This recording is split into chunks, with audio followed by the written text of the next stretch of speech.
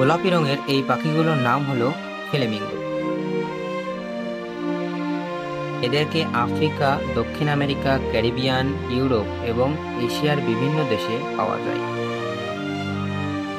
তারা সাধারণত জলভূমি ও অগভীর লবণাক্ত পানিতে বসবাস করে।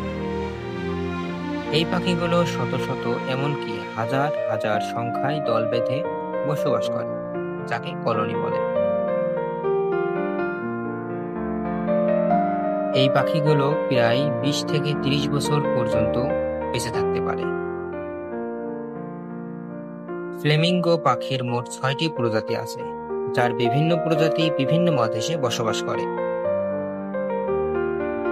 এই পাখিগুলো বেশিরভাগ সময় পানিতে বসবাস করতে পছন্দ করে, তবে তারা লম্বা দূরত্ব উড়তে পারে, বিশেষ করে অভিবাসনের সময়। যখন এই পাখির খাবার সংকট দেখা দেয়, তখন তারা শত শত কিলোমিটার উড়ে নতুন জায়গা খুঁজে নেয়।